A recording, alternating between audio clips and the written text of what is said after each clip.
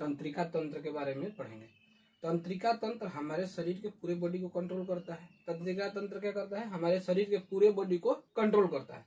और तंत्रिका तंत्र का मुख्य हिस्सा जो होता है वो ब्रेन होता है, यानी दिमाग होता है। ब्रेन ही तो पूरे शरीर को कंट्रोल करता है, यानी कि तंत्रिका तंत्र हमारे शरीर के पूरे कंट्रोल करता है। और इसका मुख्य भाग जो हो गया ब्रेन हो गया। अब ब्रेन में कौन सी कोशिकाएं होती हैं? तो न्यूरॉन कोशिकाएं होती हैं। जो ये न्यूरॉन कोशिकाएं होती हैं ये 8 हड्डियों की क्या होती हैं? समूह होती हैं। देखिए, ब्रेन को रक्षा कौन प्रदान करता है? तो क्रेनियम। अब क्रेनियम को सुरक्षा कौन प्रदान करता है? हमारे ब्रेन को रक्षा कौन प्रदान करता है? तो क्रेनियम नामक हड्डी जो होती है वो ब्रेन को सुरक्षा प्रदान करती है। अब क्रेनियम कितने हड्डियों की समूह होती है? तो 8 हड्डियों की समूह होती है।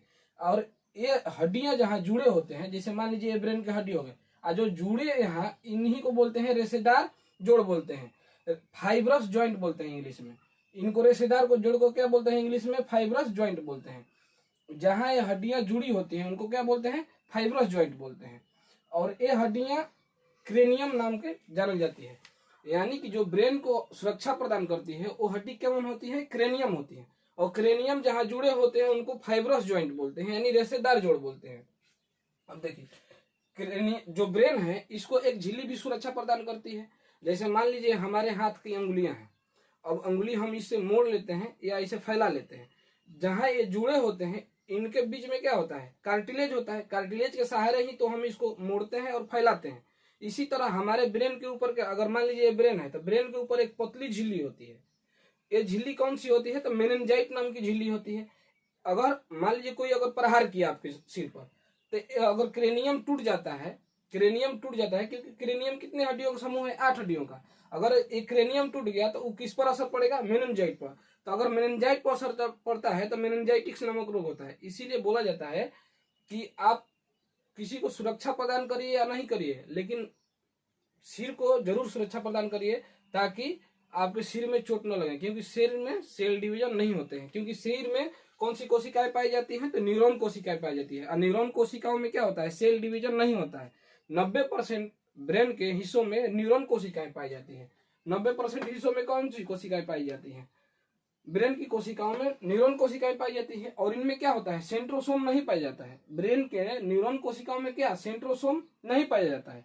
अगर सेंट्रोसोम नहीं पाया जाएगा तो सेल डिवीजन नहीं होगा, क्योंकि सेल डिवीजन का काम कौन करता है? सेंट्रोसोम करता है। और 90% भाग में ब्रेन के सेल डिवीजन होता ही नहीं है। जब सेल डिवीजन नहीं होगा तो वहां पे क्या होगा? कैंसर नहीं होगा, क्योंकि कैंसर कोई बीमारी नहीं है, यानी कि वायरस और बैक्टीरिया से नहीं होता है, न कवक से होता है।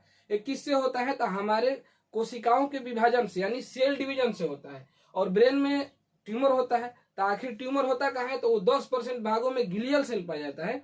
उसी ग्लियल सेल में क्या होता है? सेंट्रोसोम पाया जाता है। वो सेंट्रोसोम क्या करते हैं? सेल डिवीजन करते हैं। जब वही अनियंत्रित सेल डिवीजन होते हैं तो कैंसर का रूप बनते हैं, यानी ट्यूमर। हालांकि व्यक्ति का जान ट्यूमर में ही चला जाता है, क्योंकि ट्यूमर क्या करता है? ब्लड को इधर से उधर नहीं जाने देता है। अब ब्रेन में अगर ब्लड इधर से उधर नहीं जाएगा, यानी मान लीजिए ये ब्रेन की नसें हैं, अगर ब्रेन की नसें हो गई तो ब्रेन की नसों में पतला ब्लड चाहिए। अगर यहाँ ट्यूमर हो गया तो इस साइड का ब्लड इधर नहीं जाएगा, यानी आपको पेन फील होगा। जब ट्यूमर होता है तो हमारे ब्रेन की कोशिकाओं को क्या अच्छी तरह से ऑक्सीजन नहीं मिल पाता है, क्योंकि जब ब्लड इधर से उधर जाएगा ही नहीं तो हीमोग्लोबिन क्या करता है? हीमोग्लोबिन का कार्य है कि ऑक्सीजन को ले जाके हमारे कोशिकाओं को देना। यानी जब भी हमारे शरीर में आरबीसी जाता है, और आरबीसी का काम है कि ऑक्सीजन ले जाके कोशिकाओं को देना और CO2 को बाहर निकालना। तो जब हमारे ब्रेन को ऑक्सीजन मिलेगा नहीं तो वहां के सेल क्या होंगे? डैमेज होंगे। यानी जब सेल डैमेज होंगे, उनको ऑक्सीजन नहीं मिलेगा, हीमोग्लोबिन नहीं मिलेगा, तो वो नसें क्या होंगी? डैमेज होगी। और ब्रेन में डैमेज होना यानी कि ब्रेन हेमरेज हो जाता है, यानी इंसान की मौत हो जाती है। अगर ट्यूमर होता है, मान लीजिए किसी खास हिस्से में ट्यूमर हो जाए, जैसे मान लीजिए हमारा श्रवण क्षमता है, सुनने वाले ही मान लीजिए ब्रेन का तो 3 हिस्सा होता है, अग्र मस्तिष्क होता है, मध्य मस्तिष्क होता है और पश्चिम मस्तिष्क होता है। अग्र मस्तिष्क हमारा क्या है? समझने और सोचने का काम करता है। आगे वाली मस्तिष्क क्या करती है? सोचने और समझने का काम करती है।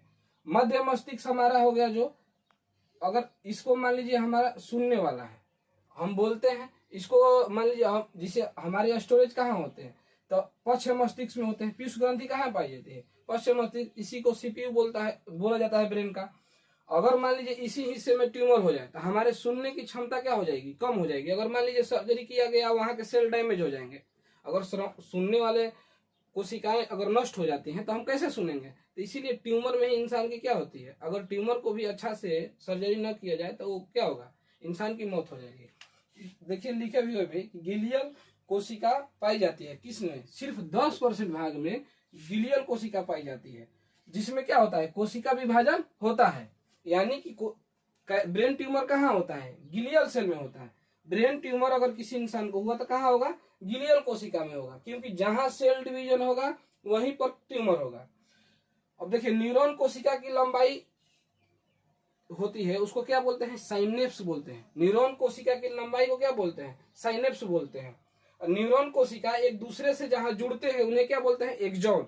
यानी कि हमारे न्यूरॉन्स हो गए, न्यूरॉन्स कोशिका हो गए, इधर भी हो गए। अगर बीच में जहां ज्वाइंट है इनको क्या बोलेंगे, एक्सॉन बोलते हैं। न्यूरॉन कोशिकाएं जहां जुड़ते हैं उनको क्या बोलते हैं, एक्सॉन बोलते हैं। एग्जाम में पूछता है कि न्यूरॉन कोशिकाएं जहां जुड़ती हैं उनको क्या बोलते हैं, तो एक्सॉन बोलते हैं। ठीक है, बस आज इतना ही, आगे